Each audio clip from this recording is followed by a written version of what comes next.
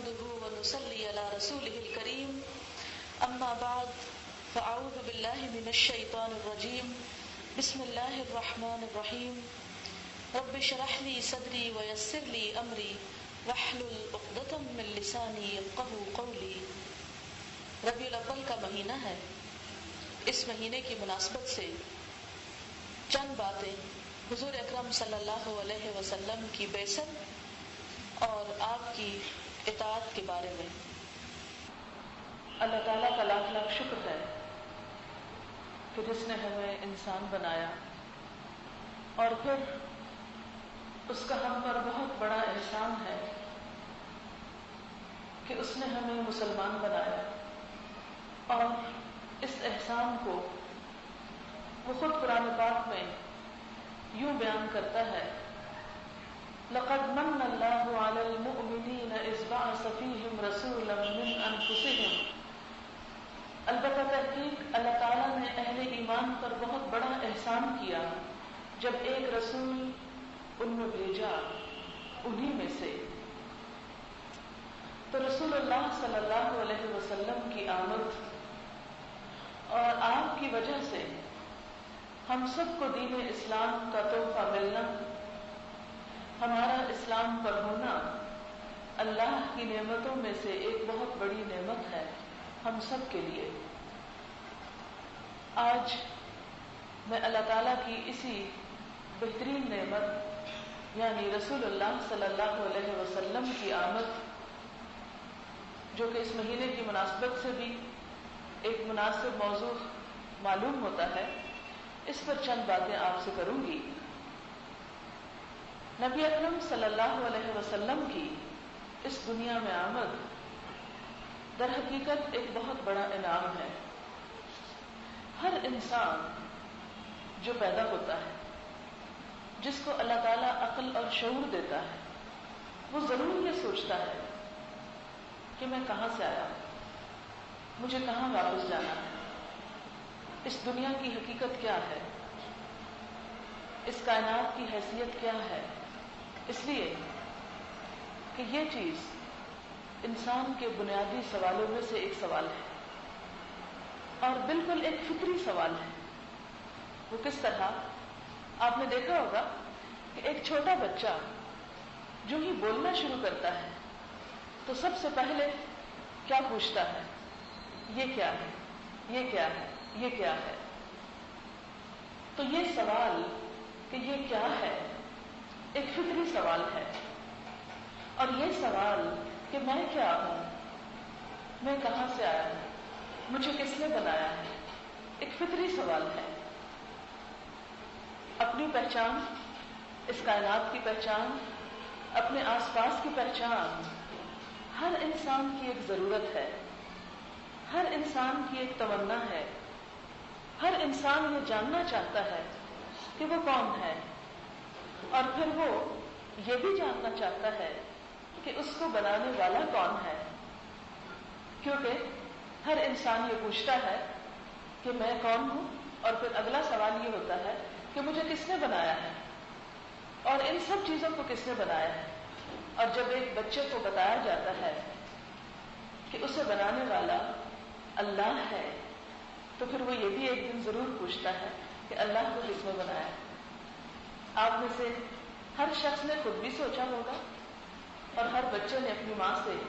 ضرور سوال کیا ہوگا کہ ہمیں کس نے بنایا، اور اگر بتایا گیا کہ اللہ نے بنایا تو پھر اگلا سوال کہ اللہ تعالیٰ کو کس نے بنایا۔ انسان کے اندر اس دنیا کی حقیقت کو جاننے کی خواہش ہمیشہ سے رہی ہے، اور دنیا میں جتنے بھی پیغمبر آئے ہیں ان تمام نے انسانوں کو اسی حقیقت کے بارے میں آگاہ کیا ہے کہ تم دنیا میں کیوں بھیجے گئے، تم دنیا میں کیوں آئے۔ اور آپ نے دیکھا ہوگا کہ وہ قومیں اور وہ لوگ جو اس حقیقت کو نہیں مانتے یا ماننے کو تیار نہیں کہ اس کائنات کا خالق اللہ ہے، تو وہ بھی خاموشی سے بیٹھ نہیں گئے، وہ بھی کائنات کے راز کو جاننے کے لیے بے چین ہیں۔ اور آپ کو معلوم ہوگا کہ اس کائنات کی حقیقت, اس کی اوریجن, اس کی ابتدا, ان سب کو جاننے کے لیے ان سب لوگوں نے جو اللہ کو نہیں مانتے, جو اللہ کے پیغمبروں کو نہیں مانتے, جب اپنی عقل اور اپنی تحقیقات کے ذریعے اس دنیا کی حقیقت کو معلوم کرنے کی انہوں نے کوشش کی, تو ان کی یہ کوشش ان کو کتنی مہنگی پڑتی ہے اس کا آپ اندازہ اس سے لگا سکتے ہیں کہ 10 اکتوبر 1980 کو نیو میکسیکو میں دنیا کی سب سے بڑی دوربین نصب کی گئی. دوربین کیا ہوتا ہے؟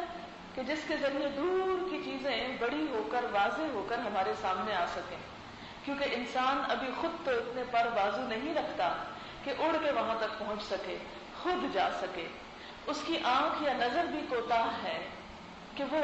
اس آنکھ سے وہ سب کچھ دیکھ نہیں سکتا. لہذا پہلے تو اس نے ایسے آلات تیار کیے, ایسے آلات ایجاد کیے کہ جن کے ذریعے یہ تمام چیزیں بڑی ہو کر نظر آئیں اور انسان ان کی حقیقت معلوم کر سکے. تو ہم دیکھتے ہیں کہ دنیا کی سب سے بڑی دوربین 1980 میں نصب ہوئی اور اس کی قیمت $78 ملین تھی. $78 ملین. یہ کس لیے؟ کیا دیکھنے کے لیے کہ اس دنیا کا کنارہ کہاں تک ہے اور اس کے پیچھے کیا ہے. ایک وقت تھا کہ چاند صرف انسان کو سامنے کی طرف سے نظر آتا تھا, لیکن اب ایسی مشینیں ایجاد ہو گئی ہیں کہ جس میں چاند صرف سامنے سے نظر نہیں آتا, اپنی دوسری طرف سے بھی نظر آ سکتا ہے. اور اسی طرح انسان یہ چاہتا ہے کہ یہ جو آسمان کا ہمیں پردہ نظر آتا ہے, ہم ذرا اس کے پیچھے جھانک کر دیکھیں وہاں کون ہے, وہاں کیا ہے. ہمیں تو انبیاء علیہ السلام نے اس کی بہت سی حقیقتیں مفت میں بتا دی, لیکن جن لوگوں نے اپنی آنکھ سے, اپنی عقل سے دیکھنے کی کوشش کی, انہوں نے کیا کچھ خرچ کیا. دوربینوں کے علاوہ امریکہ کا ایک خلائی جہاز جس کا نام وائجر تھا, جو دسمبر 1980 میں زحل پر پہنچا, اس کی لاگت $340 ملین تھی. یعنی وہاں تک جا کے دیکھنے کے لیے کہ کائنات میں کیا ہے, صرف ایک جہاز بھیجنے کی قیمت کیا تھی؟ $340 ملین. امریکہ اور یورپ میں فزکس کی بہترین لیبارٹریز قائم کی گئی. یورپ میں پارٹیکل فزکس کی بین الاقوامی لیبارٹری 1981 میں مکمل ہوئی. اس کا مقصد تھا کہ اینٹی میٹر کو توڑ کر میٹر میں بدلا جا سکے. اس کی لاگت $120 ملین. اور یہ ادارہ ایک اور زیادہ بڑی تحقیقی مشین تیار کرنے کا منصوبہ بنا رہا ہے, جس کی لاگت $550 ملین ہوگی, صرف پروٹون کی تحقیق کے لیے. آپ کو معلوم ہے پروٹون کیا چیز ہے؟ ایک ایٹم جو ہے اس میں نیوٹرون بھی ہوتا ہے, پروٹون بھی ہوتا ہے. یعنی ذرہ, جو ایٹم کہتا ہے نا ذرے کو, تو ذرے کو بھی اگر توڑا جائے یا ذرے کو بھی اگر انالائز کیا جائے تو اس کے اندر پروٹون ہوتا ہے. تو اس چھوٹی سی چیز کی حقیقت کو جاننے کے لیے, صرف اس کی تحقیق کرنے کے لیے امریکہ میں ایک مشین بنائی گئی, جس مشین کی قیمت $275 ملین تھی. اور یہ ایک لمبی سٹوری ہے کہ میں آپ کو کہاں تک سناؤں کہ ان ساری چیزوں کے بنانے کا مقصد کیا ہے کہ اس کائنات کی حقیقت کو پایا جائے اور پھر ہم اپنی حقیقت کو سمجھیں اور ہم یہ جان سکیں کہ دنیا میں ہمارے فائدے کے لیے کیا کچھ موجود ہے اور ہمیں کس طرح اس کو استعمال کرنا چاہیے. سائنسدان خود کہتے ہیں کہ کس کو یہ جاننے کا شوق نہیں کہ ہم کہاں سے آئے ہیں, ہماری پیدائش کیسے ہوئی ہے, یا اس زمین میں ہم کیوں ہیں. کیا ان نظریات کی کوئی قیمت نہیں؟ اور جو کوئی تہذیب کائنات کے بارے میں ان سوالوں کے جواب تلاش کرنے کے لیے تحقیق سے اگر رک جاتی ہے تو وہ دوسری چیزوں کی تحقیق سے بھی رک جائے گی, کیونکہ سب سے پہلے یہ سوال حل ہونا چاہیے کہ ہم یہاں کیوں آئے ہیں اور ہمیں یہاں کیا کرنا ہے اور یہ دنیا کیسی ہے. تو جب تک یہ سوال کا جواب ہمیں نہیں ملتا ہم باقی چیزوں سے بھی صحیح طور پر فائدہ نہیں اٹھا سکتے، اور اس کے لیے لوگوں نے بڑی بڑی قربانیاں دی، بڑی بڑی کوششیں کی، اپنا مال خرچ کیا اور اپنی عمریں لگائیں. اور آپ کو معلوم ہوگا کہ فزکس کے میدان میں ایک تحقیق کے نتائج اکثر اوقات 50 سال کے بعد آتے ہیں. یعنی آج جو ریسرچ شروع ہوگی اس کا نتیجہ 50 سال بعد نکلے گا. اب جو شخص کام شروع کرے گا ہو سکتا ہے وہ اس کا نتیجہ دیکھے بغیر ہی فوت ہو جائے، اور پھر اس کے بعد جو 50 سال بعد کام شروع ہوگا وہ اس کے بعد اس کے نتائج آئیں گے. اور پھر آپ دیکھیں کہ دنیا میں بڑے بڑے مفکر گزرے ہیں، بڑے بڑے سائنسدان گزرے ہیں، انہوں نے طرح طرح کے نظریات پیش کیے ہیں. اس سائنسدان کو بڑا سائنسدان مانا گیا جو کائنات کی ابدی حقیقت کے بارے میں کچھ بتا سکے. کہا جاتا ہے کہ آئنسٹائن کو بہت بڑا آدمی نہیں تھا، لیکن اس کی بہت عزت اور بہت ویلیو اور بہت قدر و قیمت ہوئی. اور اس کی بنیادی وجہ کیا تھی کہ اس کے بارے میں ایک مبصر لکھتا ہے کہ جو شخص کوئی ایسی دریافت کرتا ہے جو ہم کو اس قابل بنائے کہ ہم فطرت کے رازوں کی کوئی گہری جھلک دیکھ سکیں، اس کو بہت زیادہ عزت دی جاتی. یعنی سائنٹسٹ میں سے جو سائنٹسٹ فطرت کی حقیقت معلوم کرتا ہے اس کا مقام اور مرتبہ بہت بڑا ہوتا ہے. پھر آپ دیکھیں کہ انسانوں میں سے مختلف انسانوں نے انسانوں کے مسائل کا حل تلاش کرنے کے لیے طرح طرح کی کوششیں کی. اور آپ نے دیکھا ہوگا ایک جسم کی مثال سے آپ سمجھیں کہ ایک جسم کے ایک عضو کا علاج کرنے کے لیے کیا ضروری ہوتا ہے کہ پورا جسم ہمیں معلوم ہو. کوئی بھی شخص صرف ناخن کے بارے میں یا ہڈیوں کے بارے میں پڑھ کے ہڈیوں کا ڈاکٹر نہیں بن سکتا جب تک کہ وہ پورے جسم کی سائنس کو نہ پڑھے. اسی لیے آپ دیکھیں کہ کوئی بھی اسپیشلسٹ اپنے پہلے مرحلے پر MBBS کرتا ہے اور کئی سال اس میں لگاتا ہے. آپ نے دیکھا ہوگا کہ خواہ کسی کو آئی اسپیشلسٹ بننا ہو یا دانتوں کا ڈاکٹر بننا ہو یا بچوں کی ولادت سے متعلق یا بچوں کا ڈاکٹر بننا ہو، ان سب کو پورے جسم کی حالت کے بارے میں پہلے تعلیم دی جاتی ہے، پھر اس خاص عضو کے بارے میں. اگر کوئی بھی ڈاکٹر صرف آنکھ کا مطالعہ کر کے آنکھ کو اسٹڈی کر کے آنکھ کا علاج کرنا چاہے تو وہ ایک صحیح ڈاکٹر نہیں ہو سکتا، صحیح علاج نہیں کر سکتا. اسی طرح اگر ایک عمارت کی اصلاح کوئی کرنا چاہتا ہے تو اس میں بھی جب تک عمارت کی پوری حالت حیت اس کو نہ پتا ہو تو وہ پوری طرح اس کو صحیح طور پر رینوویٹ نہیں کر سکتا. تو بات یہ ہے کہ کسی بھی مشین کو پوری طرح جانے بغیر اس کے ایک پرزے کو بھی صحیح نہیں کیا جا سکتا. اب مثال کے طور پر آپ دیکھیں کہ راستے میں آتے ہوئے ہماری گاڑی کا تھوڑا ایکسیڈنٹ ہو گیا، تو ڈرائیور بھی ماہر تھا، اسے تھوڑا بہت گاڑی کا حال حلیہ معلوم تھا، پہیہ بدلنا، چند اور چیزوں کو آگے پیچھے ٹھوک ٹھاک کے کرنا، لیکن کچھ سمجھ میں نہیں آ رہا تھا کہ اب یہ گاڑی صحیح چل کیوں نہیں رہی، اس کو ہوا کیا ہے. آخرکار ہمیں ایک ورک شاپ میں جانا پڑا اور ورک شاپ میں چھوٹے چھوٹے لڑکے جو ڈرائیور سے کم عمر کے تھے انہوں نے مل جل کر مختلف پرزے کھول کے اور وہ فالٹ نکال لیا کہ یہاں ہے خرابی، یہ چیز ٹیڑھی ہو گئی ہے، اس کو مرمت کروائیں گے تو یہ گاڑی سیدھی ہوگی. اب آپ دیکھیں کہ اگر ایک شخص ویسے گاڑی کی ساری ٹیکنیک جانتا ہے لیکن اس کو نہیں پتا کہ پوری گاڑی کام کیسے کرتی، فنکشن کیسے کرتی، کون سی چیز کس سے جڑی ہوئی ہے، کس چیز کو صحیح رکھنے کے لیے، اگر اسٹیئرنگ میں کوئی خرابی آ رہی ہے تو وہ اسٹیئرنگ کے اوپر والے حصے میں نہیں ہے، وہ جہاں وہ کنیکٹڈ ہے وہاں کوئی خرابی ہے. تو ایک بھی مشین اصلاح نہیں کی جا سکتی جب تک کہ اس کا پورا حلیہ معلوم نہ ہو، اس کی پوری ٹیکنیک سے واقفیت نہ ہو. اسی لیے ہم دیکھتے ہیں کہ انسانوں کو ہدایت دینے کے لیے اور انسانوں کی اصلاح کے لیے، انسانوں کے کسی صرف ایک مرض کے علاج کے لیے صرف کسی ایک حصے کا علاج کافی نہیں. اگر ہم یہ چاہتے ہیں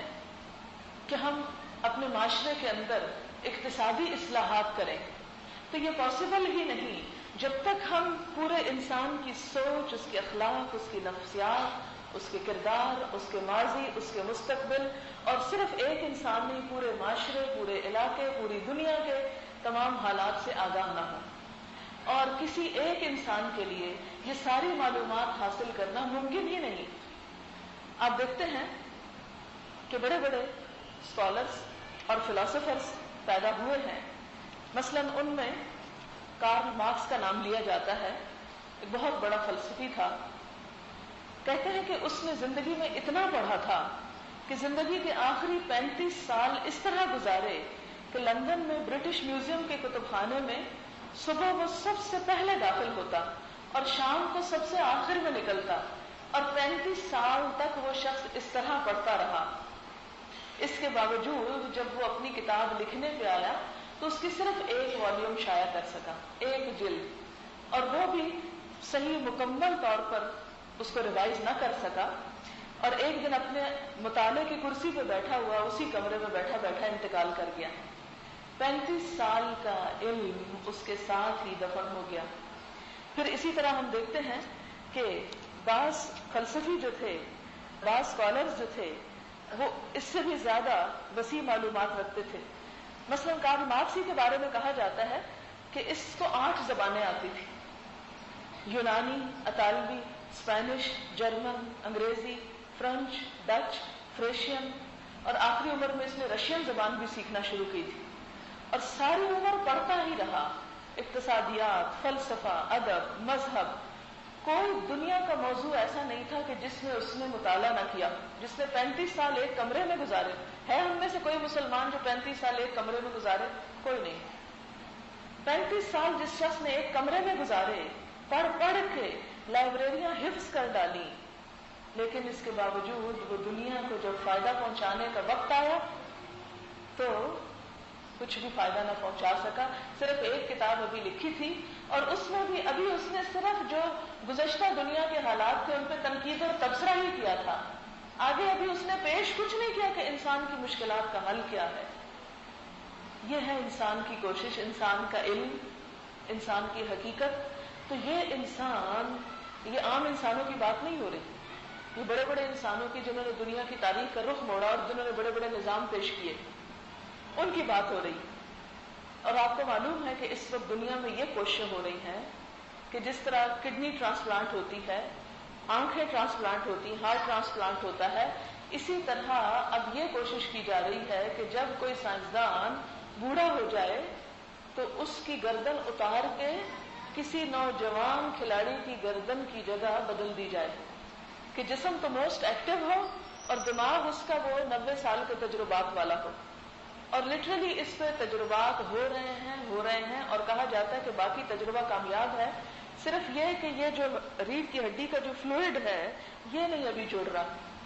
باقی چیزیں جو ہیں، باقی ہڈیاں اور مسلز اور یہ ساری چیزیں جوڑ لی ہیں انہوں نے، لیکن آپ کو معلوم ہے کہ برین کے ساتھ جب تک اس کا کنیکشن نہ ہو ریڑھ کی ہڈی کا پراپرلی، تو پورے جسم کے جو فنکشنز ہیں وہ صحیح طور پر کام نہیں کر سکتے۔ لیکن انہوں نے کہا کہ اس پر بھی ہم راضی ہیں کہ اگر ایک شخص ہاتھ پاؤں نہیں ہلا سکتا یا زیادہ ایکٹیولی جسم سے کچھ نہیں کر سکتا، تو ایٹ لیسٹ وہ جو اس کا دماغ پچھلے سائنسدان کا یہ استعمال کرے گا اور اس کے بعد مزید یہ علم حاصل کرے گا تو ہمیں زیادہ بہتر طور پر بتا سکے گا کہ انسان کو کیا کرنا چاہیے۔ یہ پینسلوینیا ہے شاید ایک علاقہ جس کے پٹسبرگ، اس کا ایک شہر ہے جس میں دنیا کا سب سے مشہور انسانی اعضاء کے ٹرانسپلانٹ کا مرکز ہے، اور جہاں پر ایسی کوششیں بھی کی جا رہی ہیں۔ اب آپ دیکھیں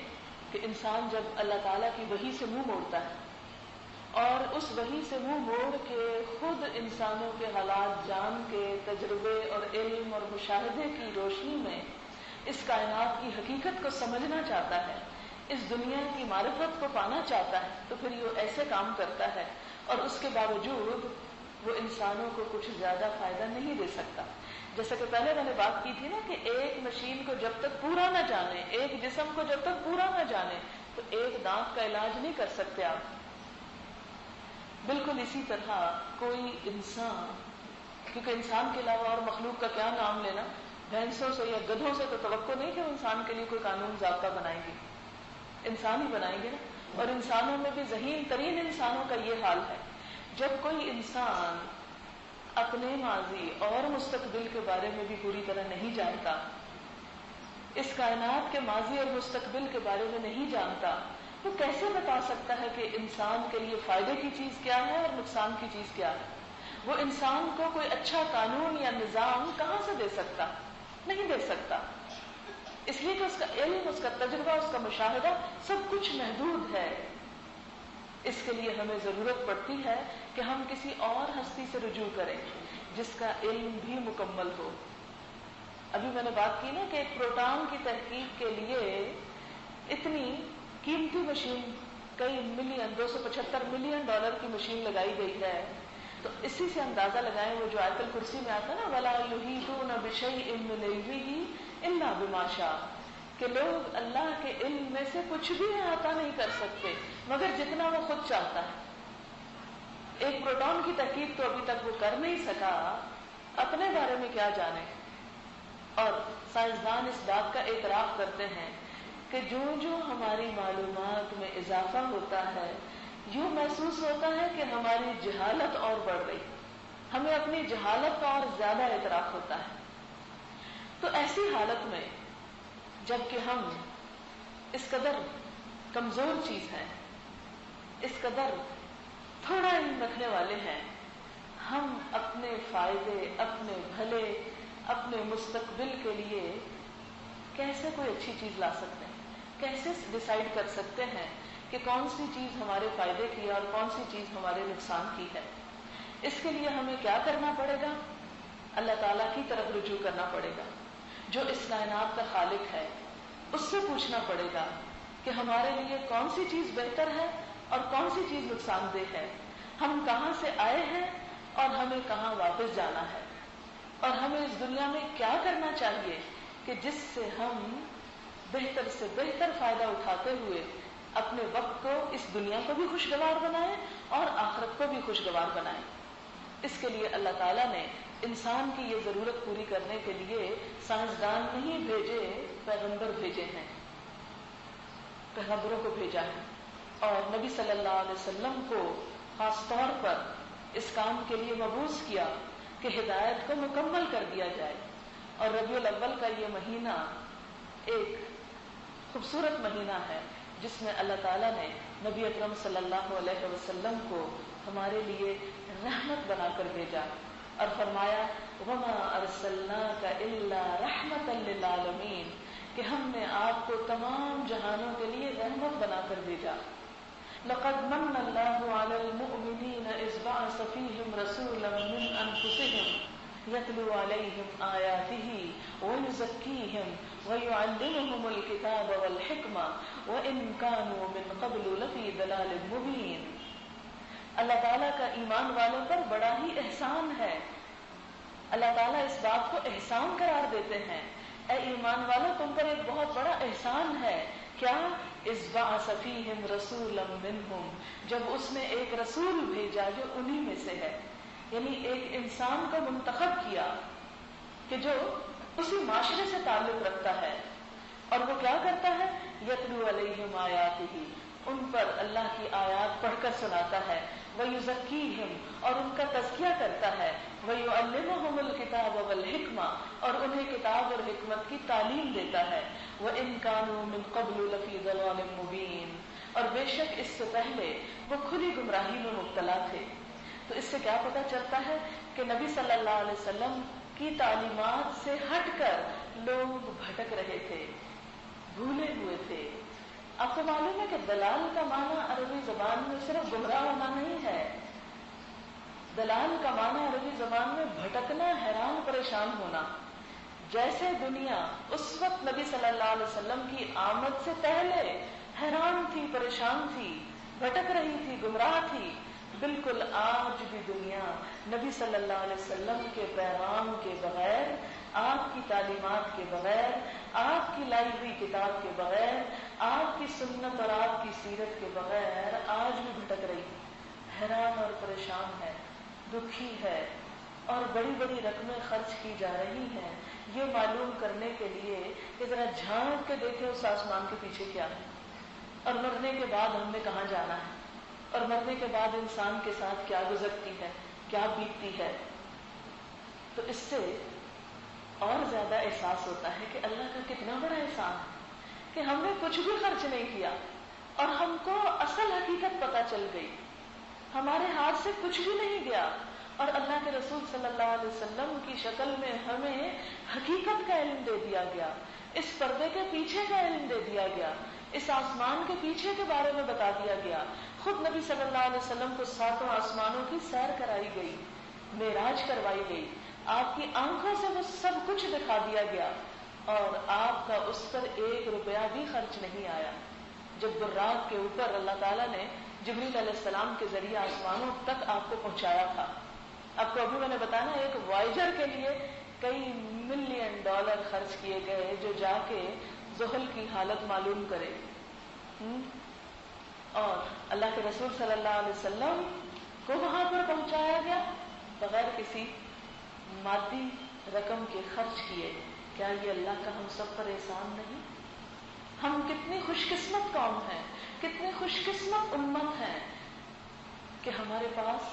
اللہ کے رسول صلی اللہ علیہ وسلم کی سیرت اور سنت محفوظ ہے۔ آپ کو شاید اس بات کا اندازہ نہیں کہ وہ قومیں جو اس حق کے پیغام کے بغیر زندگی بسر کر رہے ہیں، وہ لوگ جو دین سے منہ موڑ کے زندگی بسر کر رہے ہیں، وہ کتنی ہلاکت، کتنی مصیبت، کتنی پریشانی اور کتنے دکھ کا شکار ہے۔ آپ کو شاید پہلے بھی میں نے بتایا ہو، اسکینڈینیوین کنٹریز میں دنیا کی مادی ضرورت ہر عیش و عشرت کی انتہا ہے۔ یہ سویڈن اور ناروے وغیرہ جو ممالک ہیں، اس میں کچھ افغانی، جب یہ افغان جہاد ہو رہا تھا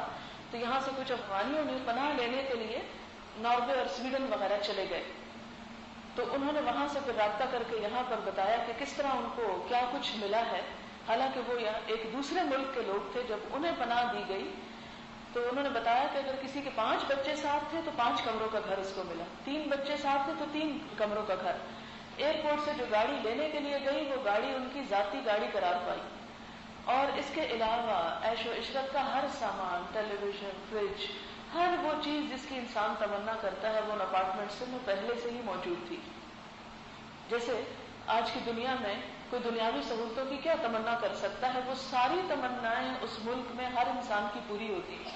پھر سیکس کے معاملے میں اتنی آزادی ہے کہ باپ اگر بیٹی سے کچھ کرنا چاہے، بیٹی باپ سے، بھائی سے، کوئی کسی کے ساتھ کوئی روک ٹوک نہیں، حکومت کی طرف سے کھلی چھٹی ہے، یعنی انسان کی ہر خواہش پوری ہو رہی۔ اور آپ کو یہ سن کر حیرانی ہوگی